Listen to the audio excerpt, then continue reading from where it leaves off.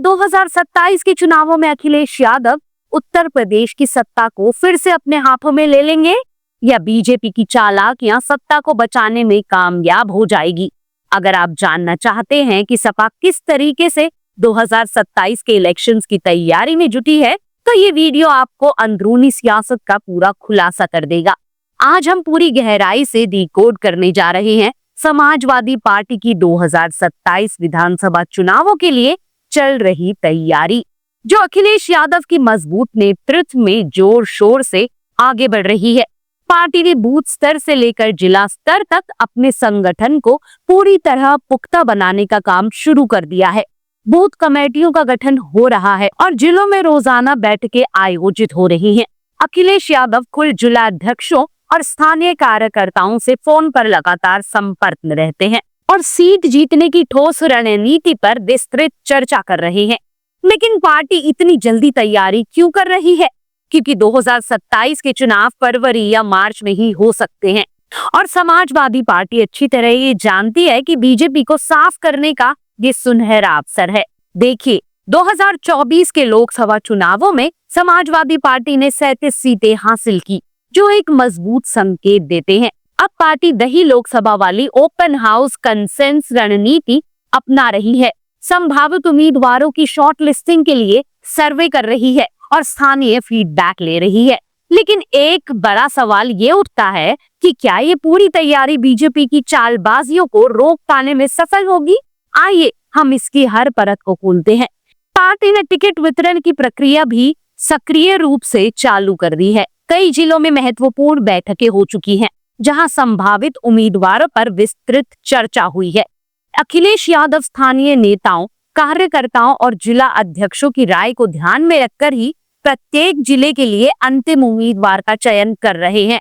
अनुमान लगाया जा रहा है कि हर जिले के हिसाब से 100 से 150 नामों पर विचार किया जा रहा है। लेकिन यहाँ एक रोचक क्लिफ हैंगर है। क्या ये टिकट वॉर में पुराने विधायक अपनी सीटें बचा पाएंगे या नए चेहरों को मौका मिलेगा?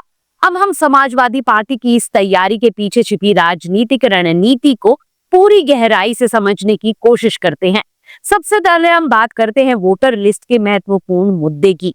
दोस्तों, उत्तर प्रदेश में वोटर लिस्ट में फर्जी वोटों की एंट्री, डबल वोटिंग और जानबूझकर छेड़छाड़ के गंभीर आरोप लगातार सामने आ रहे हैं। उदाहरण के तौर पर महोबा जिले में एक ही घर में 4271 वोटरों के नाम दर्ज दिखाए गए। क्या ये सिर्फ क्लेरिकल मिस्टेक है या सिस्टम में साजिश का हिस्सा? समाजवादी पार्टी खुद वोटरों के नाम जोड़ने हटाने पर सख्त नजर रख रही है।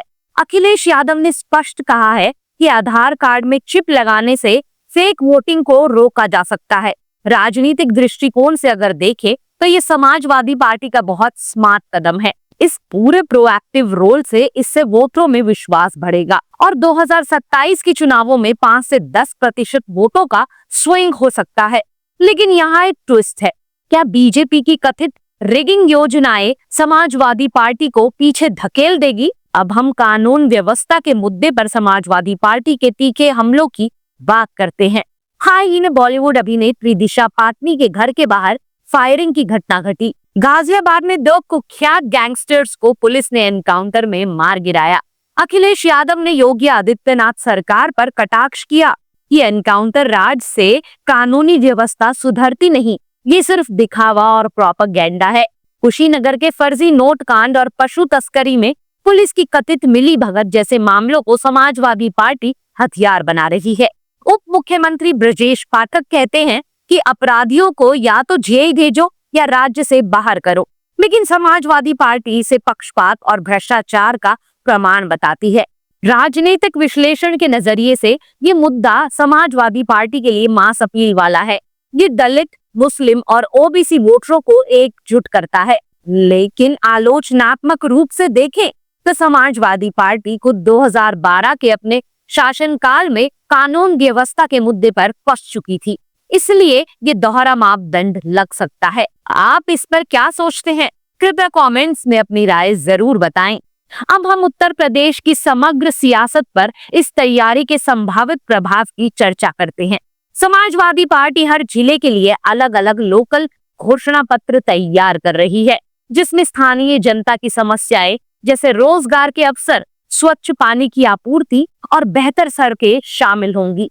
पीडीए फॉर्मूला को और मजबूत करने के लिए ओबीसी समुदाय के छात्रों को आईपैड देने जैसे वादे किए जा रहे हैं। अगर पार्टी चुनाव जीत गई, गठबंधन की बात करें तो निषाद, राजभर और मौर्य जैसे जातीय पुराने समीकरण फिर से बनाए जा रहे हैं।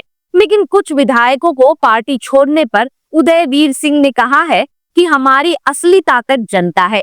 कुछ विधायकों के जाने से कोई फर्क नहीं पड़ता, हमारा जनाधार बरकरार रहेगा। कांग्रेस के साथ राष्ट्रीय स्तर पर तालमेल है, लेकिन प्रदेश स्तर पर हर पार्टी अपनी मजबूती पर फोकस कर रही है। बहुजन समाज पार्टी की हालिया रैली को समाजवादी पार्टी स्वस्थ लोकतांत्रिक प्रतिस्पर्धा बता रही है। अगर समाजवादी पार्टी का वोट शेयर 40% से ऊपर पहुंच गया तो बीजेपी का सफाया हो सकता है। सीट शेयरिंग भी ध्यान से करनी होगी। अगर सपा अपने पास ज्यादा सीटें रखती है तो स्ट्रैटेजी बेहतर होगी, क्योंकि सपा का कन्वर्जन रेट अपने अलायंस पार्टनर से ज्यादा बढ़िया हो सकता है। 2019 के एसपी बीएसपी गठबंधन टूटने का उदाहरण याद रखें। अब पार्टी रिवर्स गेम खेल रही है, अकेले ताकत दिखाकर गठबंधन की स्थिति मजबूत करना। लेकिन आलोचनात्मक नजर से समाजवादी पार्टी को जमीनी स्तर पर और मजबूत होना होगा, ना कि सिर्फ रैलियों और वादों पर निर्भर रहना। तो दोस्तों, कुल मिलाकर समाजवादी पार्टी 2027 के चुनावों के लिए पूरी तरह तैयार हो रही है। बूथ स्तर से टिकट चयन तक, वोटर लिस्ट की सफाई से कानून व्यवस्था के मुद्दे तक, अगर ये तैयारी कामयाब रही तो उत्तर प्रदेश में बीजेपी को काउंटर किया जा सकता है, जैसे कि अखिलेश यादव प्लान कर रहे हैं, और समाजवादी का पीडीए राज स्थापित हो सकता है। लेकिन अगर ये विफल रही तो गठबंधनों में दरारें आ सकती हैं और नई चुनौतियां खड़ी हो सकती हैं। आगे का रास्ता क्या होना चाहिए? अखिलेश यादव को युवा नेताओं को अधिक प्रमोशन देना होगा, डिजिटल कैंपेन को तेज करना होगा और मुद्दों पर अटल रहना होगा, जैसे जातिगत जनगणना की मांग, बिना आउटसोर्सिंग के स्थायी नौकरियां। ये कदम बीजेपी और अन्य पार्टियों को अलर्ट कर देंगे और नई गठबंधनों की संभावनाएं खोलेंगे। कुल मिलाकर अगर समाजवादी पार्टी जनता का भरोसा बनाए रख पाई तो 2027 के चुनाव निश्चित रूप से उनके होंगे। दोस्तों, आपको क्या लगता है?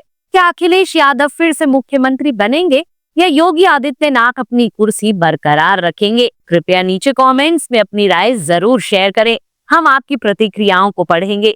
अगर ये डिकोडिंग और एनालिसिस आपको पसंद आया तो वीडियो को लाइक करना बिल्कुल ना भूलें और अपने सभी दोस्तों के साथ इसे शेयर करें, क्योंकि राजनीति को समझना हर नागरिक का मौलिक अधिकार है। चैनल को अभी सब्सक्राइब कर लें और बेल आइकन को दबा दें, ताकि उत्तर प्रदेश की हर बड़ी राजनीतिक अपडेट सबसे पहले आपको मिले। बहुत बहुत धन्यवाद। जय हिंद। हम अगले वीडियो में फिर मिलेंगे।